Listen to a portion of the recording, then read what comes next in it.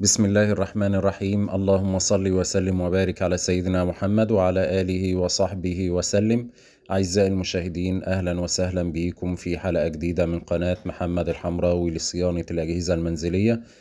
النهاردة إن شاء الله بإذن الله هنتعلم إزاي نغير الجير بوكس في الغسالة ال LG اللي قدام حضراتكم دي. الغسالة دي يا جماعة 13 كيلو، والصوت اللي انتوا سمعتوه في بداية الفيديو ده صوت عالي ومزعج جدا جدا، ده صوت الجير بوكس. ودي طبعا علامة تدل على ان الجير بوكس اتلف، او ان المية اتسربت للبلي الداخلي وبدأ يعمل الصوت اللي حضراتكم سمعتوه ده. طبعا الجير بوكس ده مختلف عن الجير بوكسات اللي احنا نزلناها قبل كده على القناة. الجير بوكس ده طبعا بصامولة. الصامولة دي مقاس 38. كنت نزلت لحضراتكم قبل كده طبعا على القناة ان ازاي بنعمل اللقمة دي علشان نحل بيها الصامولة ال 38. بتبقى في معظم الجيربوكسات منها يونيفرسال وال جي وسامسونج، بتبقى مقاس 38. تاني طبعا احنا بنجيب لقمة 38 وبنلحم فيها كده يعني عمود عزم بتاع عربية قديم، وبنلحم فيه من الأعلى صامولة 19، وبنستخدم الصليبة بتاعة العربية بنفك بيها كده علشان نقدر نتحكم في اللقمة. طبعا في البداية علشان الصامولة بتبقى قفشة، وبتبقى أحيانا بتبقى بقالها سنين ما تفكتش ولا الجيربوكس اتغير، فبنبتدي الأول كده بمطرقة كده ونحاول إن احنا نفك الصامولة واحدة واحدة. وأول ما تفك معانا سنة واحدة بنبتدي إن احنا نفك الباقي بكل سهولة. ولكن يعني عندنا هنا في الحالة اللي قدامنا أو الغسالة اللي قدامنا دي الصامولة كانت مفوتة بتلف على الفاضي. أي نعم كانت بتحل معانا وتفك، ولكن كانت بتلف على الفاضي، ما كانتش بتخرج من الجيروبوكس. فاحنا في الحالة دي بنلجأ إن احنا نقطع الصامولة بصاروخ. وطبعا الجيروبوكس الجديد بيجي معاه صامولة، أو حتى ما بيجيش معاه صامولة بنضطر إن احنا نشتري صامولة جديدة. زي ما حضراتكم شايفين كده بيبتدي اللقمة بتلف معانا والصامولة بتفك، ولكن بتلف على الفاضي. فانا هقطع الصامولة دي وارجع لكم زي ما حضراتكم شايفين كده بعد ما قطعت الصامولة. ده كده الشكل بعد ما قطعنا الصامولة. واحنا بنقطع الصامولة طبعا نخلي بالنا كويس ان احنا ما نقطعش في الصليبة بتاعة الحلة. وطبعا احنا بيبقى عندنا وردة تحت كده زي ما حضراتكم شايفين، حتى لو الطارة لطشتها كده ولا حاجة، اهم حاجة نبعد بعيد عن الصليبة زي ما حضراتكم شايفين كده. ونبتدي بقى نفك كل المسامير اللي بتبقى مثبتة الجيربوكس من الاسفل. طبعا لو حضراتكم ملاحظين ان احنا الجيربوكس ده بس علشان هو بصامولة بنفك طبعا الغطاء الحماية اللي فوق ده زي ما حضراتكم شايفين، او صاجة الحماية دي. والجيربوكس بيبقى مثبت بأربع مسامير من الأسفل زي ما حضراتكم شايفين كده.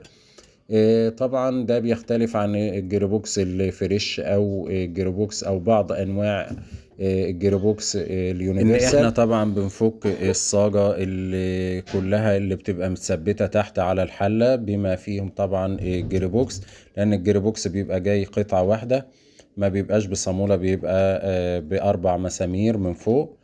ولكن الجيروبوكس ال جي والجيروبوكس السامسونج والجيروبوكسات بعض الجيروبوكسات اليونيفرسال اللي بصامولة بنفك الجزء بس اللي هو خاص بالجيروبوكس، والصاجة بتفضل مثبتة زي ما هي. وده طبعا بيبقى سهل جدا، او بيبقى بنفكه بنتعامل معاه بكل سهولة زي ما حضراتكم شايفين.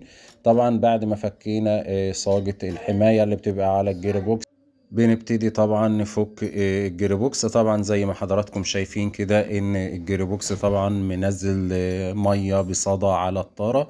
زي ما حضراتكم شايفين ده نتيجة تسريب مية دخلت الجيربوكس من الداخل. وبالتالي أدت إلى تلف البلي الداخلي للجيربوكس. وزي ما حضراتكم شايفين كده التسريب ده ظهر على الطارة كده. طبعا ده لما المية بتتسرب إلى الداخل بيحدث صوت مرتفع زي ما حضراتكم سمعتوه كده في أول الفيديو. نبتدي طبعا نفك الأربع مسامير دول، بيبقوا متثبتين بمسامير 13. بنفكهم كده زي ما حضراتكم شايفين ببيبة 13. طبعا بيتفكوا معانا بكل سهولة، ما فيهمش صعوبة خالص على الإطلاق. زي ما حضراتكم شايفين كده بنبتدي نحرر الجيربوكس من على الصاجة بالأربع مسامير دول، ونفك السير زي ما حضراتكم شايفين كده، والجيربوكس بيخرج معانا بكل سهولة.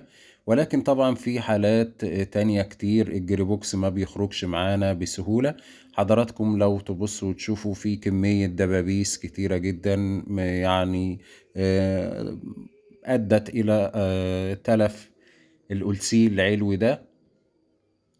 الدبابيس طبعا مخرمة الألسي اللي فوق زي ما حضراتكم شايفين. وده طبعا شكل الجيربوكس من بعد ما خرج معانا. طبعا الجيربوكس لو تلاحظوا ده كان متغير قبل كده وبجيربوكس صيني، حتى لو لاحظنا هنلاقي مكتوب عليه ميد ان الصين. وده طبعا شكل الحلة من الأسفل. طبعا بيبقى راكب عليها الموتور كده وبقية المكونات.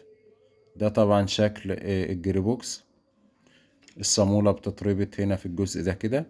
وده طبعا الجيربوكس الجديد هنركب بنفس الطريقة، هيركب معانا برضو بكل سهولة بالأربع مسامير اللي كنا مثبتين بيهم. ولكن ده ليه اتجاه طبعا علشان اللي أول مرة يركبه. الدراع ده بيكون ناحية الأسفل علشان الشداد.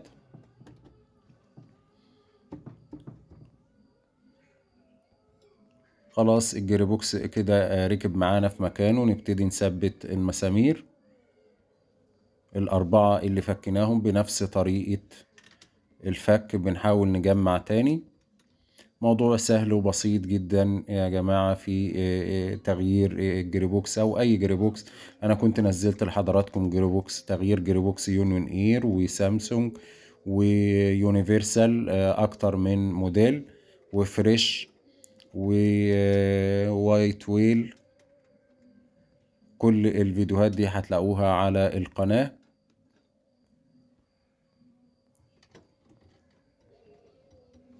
نبتدي نجمع تاني زي ما حضراتكم شايفين، ونتأكد ان المسمار رابط معانا بكل سهولة كده قبل ما نجمع بالببة علشان ما يركبش سن غلط. طبعا دي الشكل المكونات من الأسفل: موتور الشداد والمكثف وترمبة الطرد والموتور. كل المكونات قدام حضراتكم كده. طبعا للفنيين المبتدئين الموضوع سهل وبسيط جدا، وما تقلقش وما تخافش.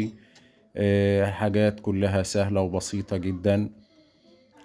وحضرتك لو طبعا خايف من اي حاجة ابتدي صور كل المكونات قبل ما تشيلها. وانا شايف ان تغيير الجيربوكس سهل جدا وبسيط وما فيهوش اي صعوبة على الاطلاق. وحضراتكم يعني ما تنسوش ان انتوا تتفاعلوا مع القناة وتتابعونا علشان يصل لحضراتكم كل الفيديوهات التعليمية القادمة ان شاء الله بإذن الله. وبنركب السير بتاعنا تاني زي ما حضراتكم شايفين. الموتور او جيربوكس بيلف معانا بكل سهولة. ونبتدي نركب صاجة الحماية مرة تانية، برضو بتكون متثبتة معانا بأربع مسامير بنفس الطريقة اللي فكينا بيها. بنجمع بيها تاني.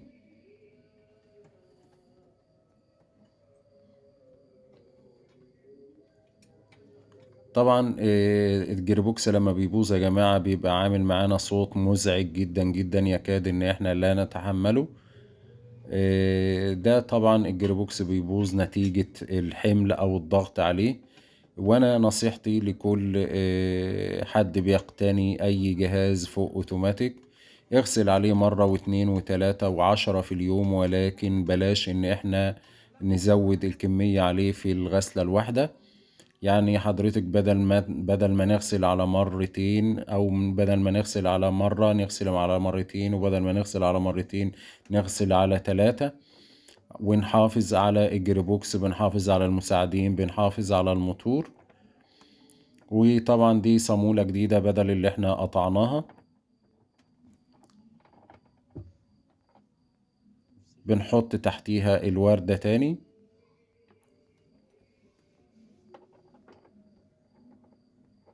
زي ما حضراتكم شايفين كده، ونربط الصامولة تاني،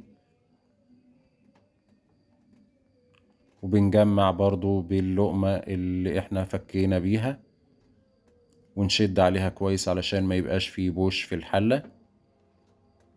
ولكن يعني رجاء ان الصامولة تتربط معانا للآخر كده، وتقف على الشدة الأخيرة بس بالإيد علشان تركب على السن صح.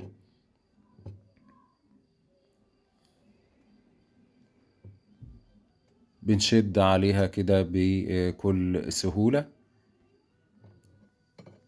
وأول ما تجمد معانا نبتدي بالمطرقة برضو، يعني تكتين في الآخر كده علشان الصامولة نتأكد إن هي ربطت معانا للآخر، وما يفكش معانا الجيربوكس أو الصامولة ما تفكش معانا، لأن في بعض الأحيان الصامولة دي بتفك مع الغسيل. زي ما حضراتكم شايفين كده بنتأكد من التجميعة، وبكده نكون غيرنا الجيربوكس. زي ما حضراتكم شايفين كده بنتأكد ان الحلة ثابتة معانا ما فيهاش بوش على الإطلاق. وبكده نكون وصلنا لآخر مرحلة في تغيير الجيربوكس. بنبتدي نركب الريشة بتاعتنا تاني.